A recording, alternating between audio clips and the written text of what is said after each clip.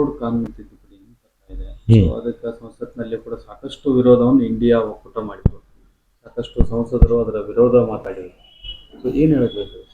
ನೋಡಿ, ವಕ್ಫ್ ಕಾನೂನು ಬಗ್ಗೆ ಭಾಳಷ್ಟು ನ್ಯಾಷನಲ್ ಲೆವೆಲಲ್ಲಿರ್ಬೋದು, ನಮ್ಮ ರಾಜ್ಯ ಮಟ್ಟದಲ್ಲಿರ್ಬೋದು ಪರ ವಿರೋಧವಾದಂಥ ಡಿಬೇಟ್ಗಳು ನಡೀತಾ ಇದ್ದಾವೆ. ಮತ್ತು ಅಲ್ಲಿ ವಕ್ಫ್ ಬೋರ್ಡದ ಅಧಿಕಾರದ ಬಗ್ಗೆಯೂ ಸಹಿತ ಭಾಳಷ್ಟು ಚರ್ಚೆ ಆಗ್ತಾ ಇದೆ. ಹೀಗಾಗಿ ಅದರ ಮೂಲ ಉದ್ದೇಶ ಏನಿದೆಯಲ್ಲ ಅದು ಸಾಧು ಆಗಿಲ್ಲ ಅಥವಾ ಅದರ ಪ್ರಕಾರ ಆಗಿಲ್ಲ ಅನ್ನುವಂಥದ್ದು ಉದ್ದೇಶದಿಂದ ಹಿಂದೂ ಒಮ್ಮೆ ಅಮೆಂಡ್ಮೆಂಟ್ ಆಗಿತ್ತು. ಅದಕ್ಕಾಗಿ ವಿಶೇಷವಾಗಿ ಕೆಲವೊಂದು ತಿದ್ದುಪಡಿ ತರುವಂಥ ಕೆಲಸವನ್ನು ಕೇಂದ್ರ ಸರ್ಕಾರ ಮಾಡ್ತಾ ಇದೆ. ಹೀಗಾಗಿ ಅದ್ರ ಬಗ್ಗೆ ಲೋಕಸಭೆಯಲ್ಲಿ ಡಿಬೇಟ್ ಆಗ್ತದೆ. ಕೇವಲ ಏನೋ ಒಂದು ವಕ್ಫ್ ಬೋರ್ಡ್ ಕಾನೂನಿಗೆ ತಿದ್ದುಪಡಿ ತರುವ ಮುಖಾಂತರ ಇದನ್ನು ವಿರೋಧ ಮಾಡುವಂಥದ್ದು ಏನಿದೆಯಲ್ಲ ನೇಚರು ಪ್ರತಿಪಕ್ಷದ್ದು, ಮತ್ತು ಇದು ಮುಸ್ಲಿಂ ವಿರೋಧಿ ಅಂತ ಹೇಳಿ ಬಿಂಬನೆ ಮಾಡುವಂಥದ್ದೆಲ್ಲ ಕೇವಲ ಬರೀ ವೋಟ್ ಬ್ಯಾಂಕ್ ರಾಜಕಾರಣ ಮಾಡಲಿಕ್ಕೆ ಇಂಡಿಯಾ ಒಕ್ಕೂಟ ಕಾಂಗ್ರೆಸ್ನವರು ಒಂದು ಸಂಚು ಹಾಕ್ತಾ ಇದ್ದಾರೆ.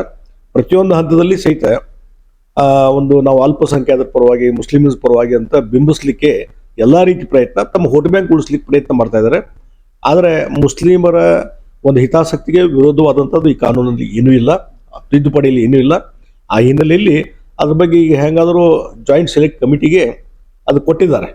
ಅಲ್ಲಿ ಎಲ್ಲ ಪಕ್ಷದವರು ಇದ್ದಾರೆ, ಎಲ್ಲ ಪಕ್ಷದ ಪ್ರಮುಖರು ಸಹಿತ ಆ ಜಾಯಿಂಟ್ ಸೆಲೆಕ್ಟ್ ಕಮಿಟಿಯಲ್ಲಿ ಇದ್ದಾರೆ. ಅಲ್ಲಿ ಚರ್ಚೆ ಆಗಲಿ. ಆ ಚರ್ಚೆ ಆದಮೇಲೆ ಏನೊಂದು ಬಿಲ್ಲು ಮತ್ತೆ ಪರಾಮರ್ಶೆ ಮಾಡಿದಂಥ ಬಿಲ್ ಬರ್ತದಲ್ಲ, ಅವಾಗ ಎಲ್ಲರೂ ಒಪ್ಕೊಳ್ಬೇಕಾಗ್ತದೆ.